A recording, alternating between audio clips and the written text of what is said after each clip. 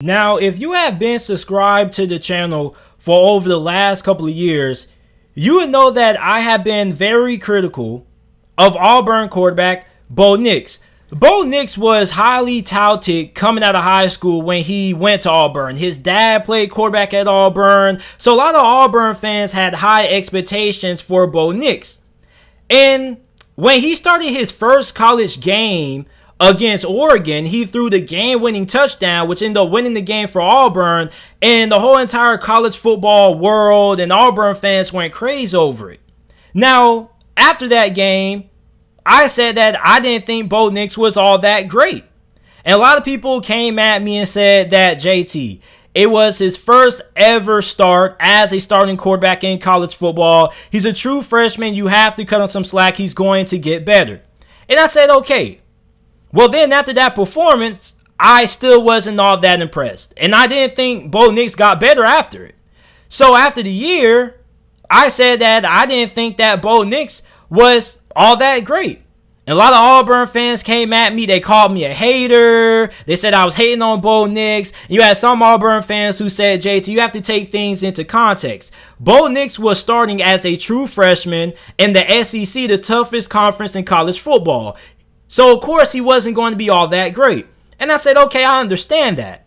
But I'm still not all that sold in Bo Nix. He was going to have to show me something the following season. Well, next year rolls around, which was last season, and Bo Nix still wasn't all that great. And a lot of Auburn fans came back and they said, JT, you know what? I understand what you were saying about Bo Nix. And I don't think that Bo Nix is a bad quarterback. I think he's an average quarterback. The problem is that if you're trying to win in the SEC and you're trying to compete for a conference title and the national championship, you can't win with an average quarterback. You used to be able to win with a Bo Nix at quarterback before the college football playoff era. You used to be able to win with below average to average quarterback play as long as you had a great run game, a good offensive line, and an elite defense.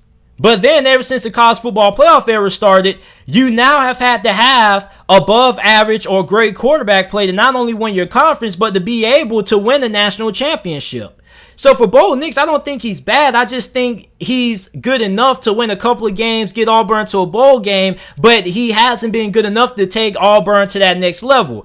And the reason for why Bo Nix hasn't quite lived up to the level of expectations that Auburn fans had for him when he was coming out of high school was mainly due to Gus Malzahn. Now, one of the biggest indictments on Gus Malzahn has been his inability to recruit quarterbacks out of high school and develop them at a high level, which is why he's now the current head coach at UCF and no longer the head coach at Auburn. You look at the best quarterback that Gus Malzahn had when he was the head coach at Auburn, it was Jarrett Stidham. And the thing about Jarrett Stidham was that he was a transfer. And there are a lot of Auburn fans who feel like Jarrett Stidham could have been a lot better if Gus Malzahn did a better job at developing him. You also have another quarterback in Jeremy Johnson who was also highly touted. He wasn't as highly touted as Bo Nix, but he was also really good. He was a four-star recruit. He didn't really work out all that well. And a lot of Auburn fans are still mad at Gus Malzahn about not being able to develop him. So when you look at Bo Nix, I think he definitely can improve under new head coach Bryan Harsin. I think that Bryan Harsin is one of, if not the most underrated quarterback guru in college football. And the reason why I say that he's overrated is because when you think about guys who you consider to be quarterback gurus, you think about Jimbo Fisher with Texas A&M, you think about Dan Mullen with Florida, you think about Lincoln Riley with Oklahoma. But when you look at Bryan Harsin, he has a really good track record, but nobody knows how good of a QB guru he is because he was coaching at Boise State. And although Boise State is more of the more recognizable G5 schools in college football, a lot of people don't really pay attention to what goes on up there. And when you look at Bryan Harsin, this guy has a really good track record when it comes to developing quarterbacks, dating all the way to when he first became the offensive coordinator for Boise State back in 2006. Now, when he became the offensive coordinator in 2006, he got this quarterback named Jared Zabransky, who started a couple of years prior to him becoming OC for the Broncos. In 2004, Jared Zabransky threw for 2,927 pass yards, 16 touchdowns to 12 interceptions, and completed 63% of his passes. The following season, in 2005, he regressed. He threw for 2,562 passing yards. He had 18 touchdowns and 16 interceptions, and completed 59% of his passes. Well, Bryan Harsin became offensive coordinator, and Jared Zabransky had the best season of his whole entire college career, throwing for a career high in touchdowns with 23 touchdowns, only 8 interceptions. And he also had a career high completion percentage, completing 66.3% of his passes. And he also led Boise State to the Fiesta Bowl.